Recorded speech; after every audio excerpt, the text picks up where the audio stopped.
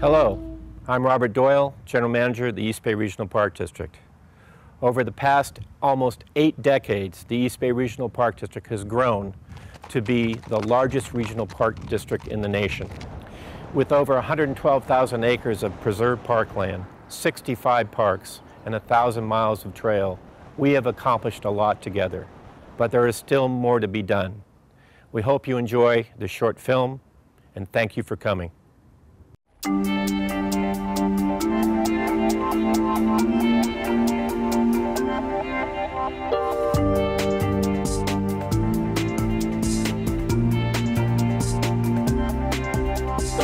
The East Bay Regional Park District is by far the largest and most diverse in the nation. 100,000 acres, 65 very different parks, and 40 miles of accessible shoreline. It's immense, and it's right beyond our back door. A mile from my house in this big urban city, I can be out in the deep forest and be close to nature, and it's quiet. And I think this is just a treasure. It's right there in your backyard. It's free, and they're here to be enjoyed. I see this from my front and backyard of my home.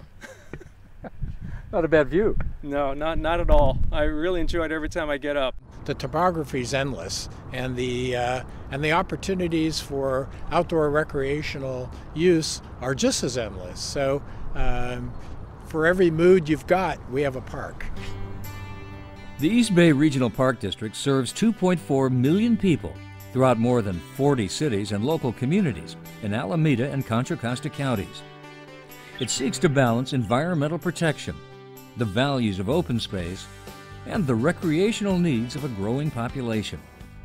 Almost every recreational opportunity imaginable is available on 1,100 miles of trails and on little trains and at little farms. All of it everywhere accessible for families and for people with their pets, and for those of us seeking to be alone with our thoughts and with nature. It makes my day to go out there after, whether I'm working or not, just to get out of the house, get out of the job site, take a short hike, and sit, listen, look around, and just see these things that are preserved for us. So gnarly. I love the way that. And those trees, they know just who they are. Their job is to stand and tower and reach for the sun. And whenever you're feeling down, all you got to do is look up. As you're looking at the trees, you find your spirit looking up. And those dark days don't seem to be so dark. The days were pretty dark when this treasured park district was born in the depths of the Great Depression. Visionary leaders such as University of California President Robert Sproul had an unprecedented idea to create the state's first regional park system. And they convinced voters in 7 cities in Alameda County to vote for a property tax to fund the parks in 1934. And it's the Depression. You know, this isn't the top of the 1920s when people were making millions. This is the Depression. But they were tough, and they wanted to do it, and they showed nothing was going to stop them. Nothing ever did stop the determined citizens of the East Bay from supporting and building on their inspirational commitment. The first 3 parks were opened in 1936, Tilden Park, Sibley Volcanic Regional Preserve, and Lake Temescal. WPA workers of that era built much of the park's early infrastructure that still stands today. Then, slowly, new parks and more open space was acquired. By its 20th anniversary, 5,400 acres were protected. By its 30th anniversary, Contra Costa County voted to join the district. And decade after decade, new parks were added, vastly increasing the size of the district and its importance to a rapidly growing population. What would the East Bay be like if the Park District had failed, if it hadn't passed? It would be, you know, all these beautiful lands and these opportunities would be all developed now. There's no question about it. Throughout its long history, the Park District has grown more than 20-fold and has been guided by elected boards of directors, by visionary executives, and by a highly professional and multifaceted staff, involved in everything from park maintenance and management, environmental planning and stewardship, to public safety, police, and fire.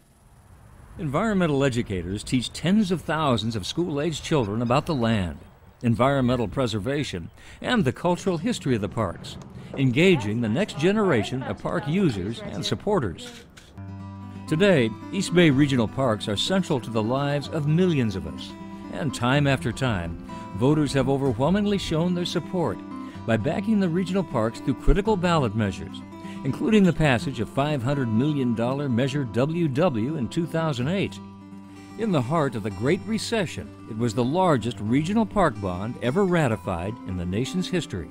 These public funds have been and will be used largely for acquisition and development of new regional parks and open space, as well as to benefit cash-strapped cities in funding many local park and recreation projects for their residents. These parks mean many important things to many people, including those who volunteer to give back to the parks. Annually, park volunteers provide about 120,000 hours of labor in all kinds of essential ways. As a volunteer member of the Bike Patrol, business consultant Benjamin Yee of Fremont rides the trails 5 days a week in his neighborhood park, Mission Peak, to assist and sometimes inspire people and to stay in shape. For me personally, not only do I act like a docent, which I most of the time do, but at the same time it really motivates me to stay healthy, stay fit, and then hear other people who say that even I motivate them. Bob Coomber from Livermore is known as Four Wheel Bob, the nation's #1 wheelchair hiker, according to many reports.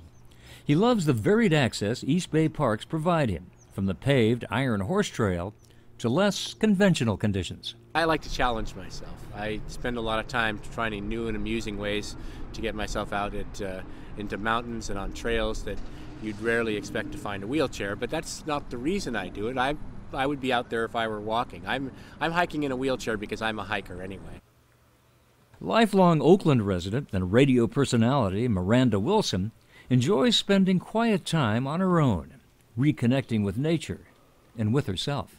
When you're ever going through stress or a tough time in your life, you're walking through nature. We can leave the concrete jungle, and nature is right within our reach, like 5 minutes away. And just let the silence of nature remind you of who you are. Berkeley resident Dr. Amanda Williams Calhoun works for Kaiser Permanente. Tilden Park is a special place for her and her young family, especially the Little Farm and all its animals. A special touchstone, she says, in an otherwise hectic life. As a physician, she also knows how important parks nearby can be to the health and well-being of her patients. We've come up with strategies around cancer, around antibiotics, but really what makes the difference in people's lives and long-term well-being are taking care of themselves, eating right, getting outside, getting exercise, and managing their stress. And in the park, it's a great place to do almost all of those things. The first thing that is remarkable to me about today is there are a lot of people here in the ring pulling weeds in the poison oak. And television news anchor Wendy Takuda is totally devoted to caring for Redwood Regional Park in her own backyard. Every month, she and people of all ages and walks of life, rain or shine, volunteer hours of their time to get down and dirty and rid the park of harmful weeds and invasive plants. It's a very deep gratification, a very deep feeling of, wow, this is so cool. This is so cool. It's wonderful. It makes me feel like people want to do something good and they want to give back to the parks, and it makes the parks a better place. People have been making the East Bay Regional Park District a better and bigger place in all kinds of ways for 3/4 of a century. Born of inspiration in a difficult time, the parks have enriched our lives ever since. And with our continued care and commitment, they promise to do the same for generations to come. If we could preserve nature close to home and, 25 years, 75 years from now, these people are getting a very similar experience as their grandparents did, then we've probably done a very good job.